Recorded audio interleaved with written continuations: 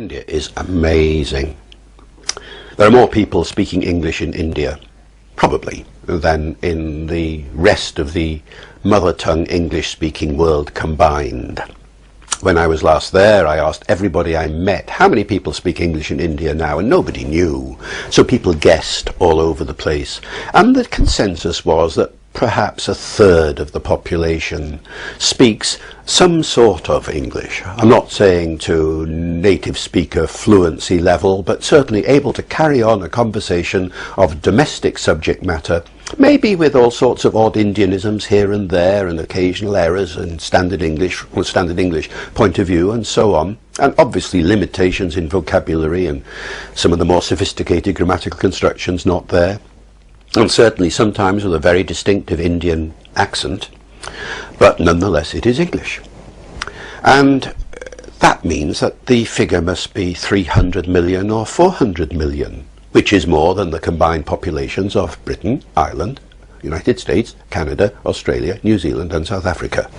So something amazing is happening in India. Now, is Indian English changing as a consequence? Of course it is.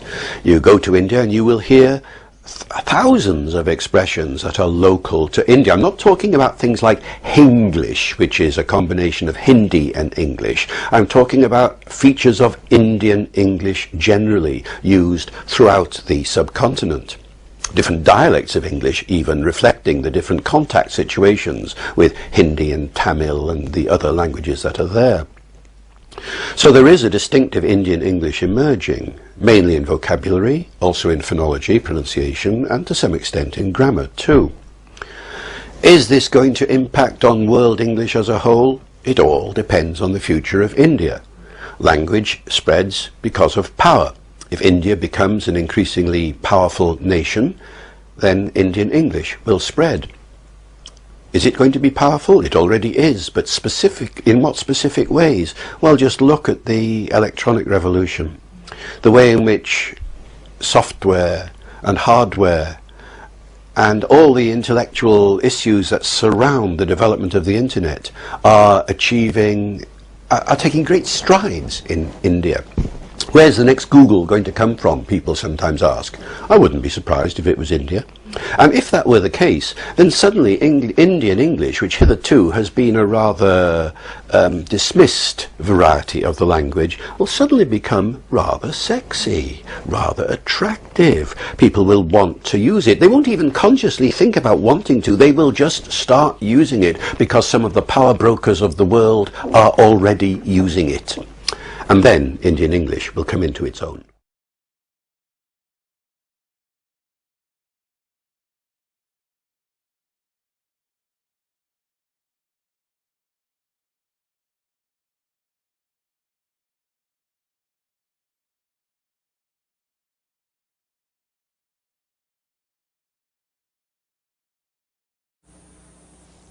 There might be heat in the whole body.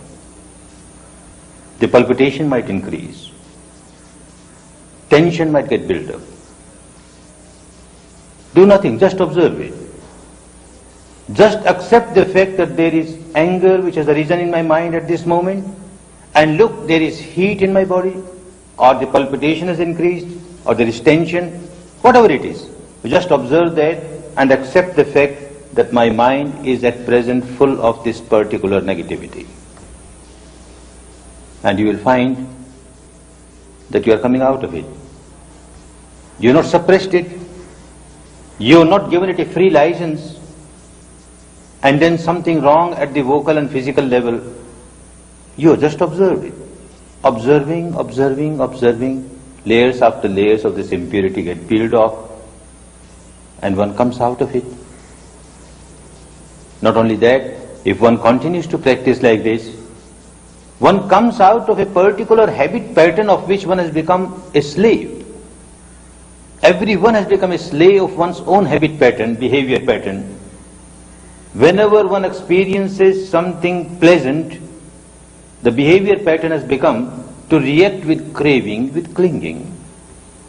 Similarly, whenever one faces something unpleasant, the behavior pattern has become to react with anger, with aversion, with hatred. And in both the cases, one becomes very agitated, very irritated. By this practice, one slowly breaks this behavior pattern and starts coming out of it.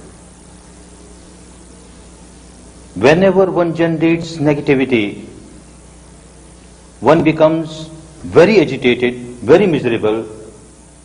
One may call oneself a Hindu or a Muslim or a Jain or a Christian or a Jewish. It makes no difference. A human being is a human being. As soon as you generate any negativity in the mind, you are bound to become miserable. And when you become miserable with the negativity, you never keep this misery limited to yourself. You start throwing this misery all around you. You start distributing this misery to others. You make everyone else miserable. You make the entire atmosphere around you so tense. Anyone who comes in contact with you at that time becomes miserable, unhappy. Certainly, this is not a way of life. This is not a good way of life.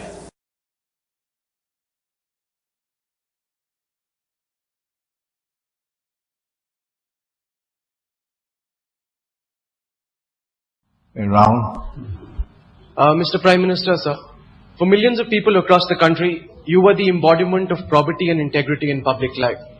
But given the multiple allegations of corruption that are now besieging your government, do you get the sense, sir, that your own personal esteem in the eyes of the people of India has fallen some notches because of these allegations? And can you assure this audience, sir, that to the best of your knowledge, during the no confidence motion, no money exchanged hands and the Congress party and your government did not purchase votes to stay on in power, sir? I have no knowledge of any such purchases and I am absolutely categorical. I have not authorized anyone to purchase any votes. I am not aware of any acts of purchasing votes. So I am absolutely certain in asserting that I am not at all, I think, involved in any of these transactions.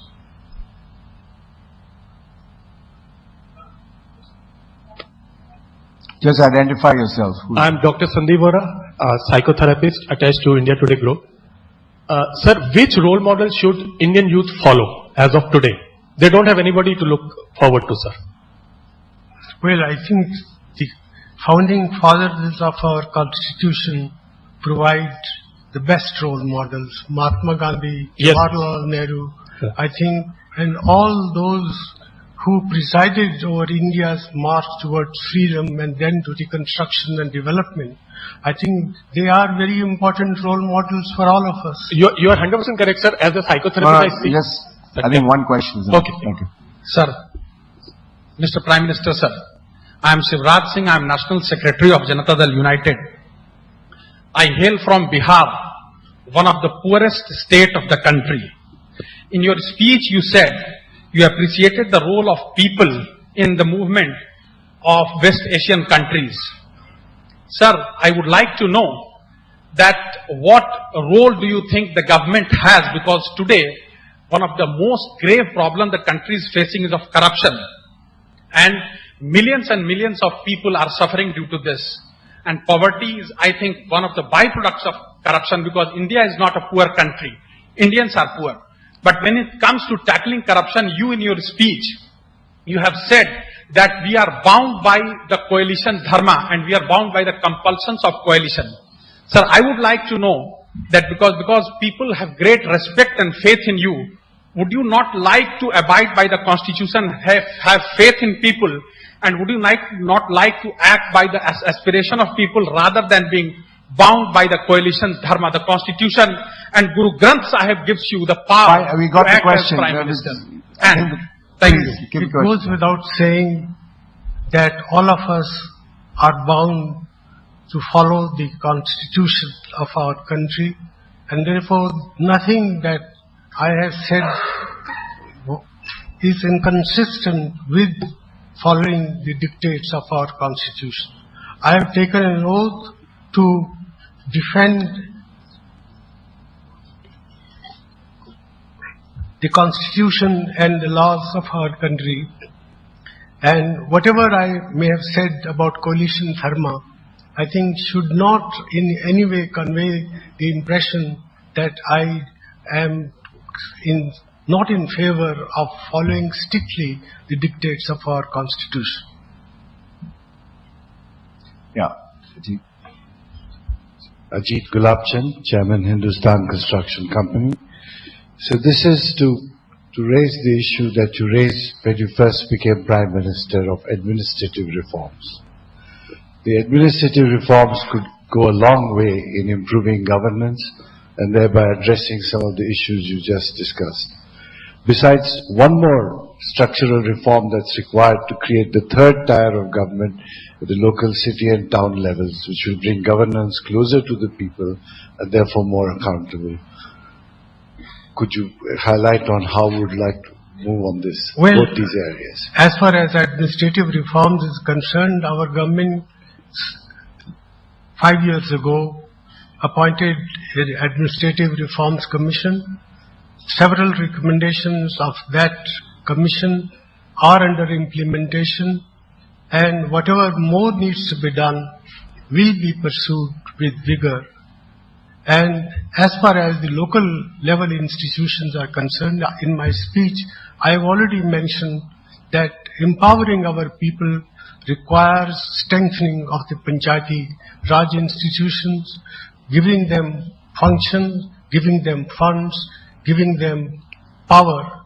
That's the only way in which we can make decentralization an effective and viable instrument of empowering our people.